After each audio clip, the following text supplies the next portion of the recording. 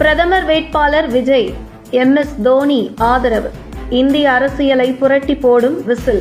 சுமார் 60 வருடங்களுக்கு மேலாக தமிழகத்தை கட்டி ஆண்ட 2 திராவிட கட்சிகளையும் நடந்து முடிந்த சட்டசபை தேர்தலில் துவம்சம் செய்துவிட்டு விசில் புரட்சி மூலம் ஆட்சியை பிடித்த முதலமைச்சர் விஜயின் அடுத்த குறிக்கோள் இந்தியா முழுவதும் விசில் புரட்சியை உருவாக்குவதை நோக்கி நகர்ந்து கொண்டிருக்கிற தகவல் வெளியாகியுள்ளது.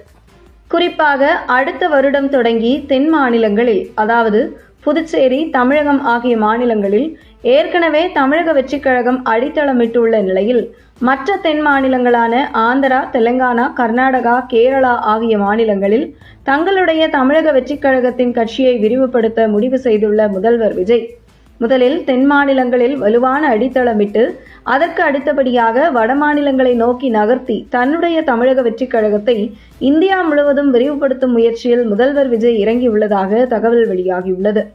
தற்பொழுது வட மாநிலங்களில் தமிழகத்தில் நடைபெற்று வரும் விஜய் தலைமையிலான லஞ்சமில்லாத ஆட்சி என்கின்ற பெரும் பேச்சு அங்கே உள்ள செய்தி சேனல்கள் மூலம் வைரலாகி வருகிறது.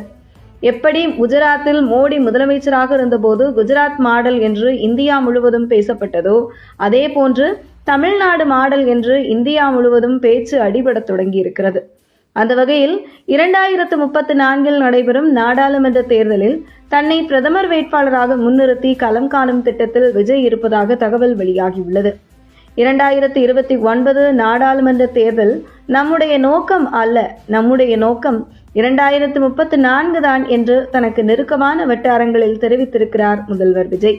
அந்த வகையில் இந்தியா முழுவதும் தன்னுடைய தமிழக வெற்றிக் கழகத்தை விரிவுபடுத்த இருக்கும் முதல்வர் விஜய் அந்தந்த மாநிலங்களில் மக்கள் மத்தியில் செல்வாக்கு மிக்க தலைவர்களை அங்கே முதலமைச்சர் வேட்பாளராகவும் அந்த மாநிலத்தின் கட்சியின் பொதுச் செயலாளராகவும் நியமனம் செய்யும் முடிவில் முதல்வர் விஜய் இருக்கிறார்.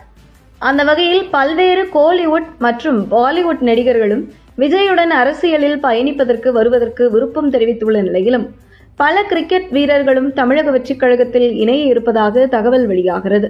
அந்த வகையில் MS தோனியின் எதிர்கால அரசியல் விஜயின் தமிழக வெற்றிக் கழகத்துடன் இணைய இருப்பதாக தகவலும் வெளியாகியுள்ள நிலையில் அகில இந்திய அளவில் தமிழக வெற்றிக் கழக அரசியலில் விஜயுடன் தோனி கைகோர்ப்பது குறித்த பேச்சுவார்த்தையும் நடைபெற்று வருவதாக கூறப்படுகிறது.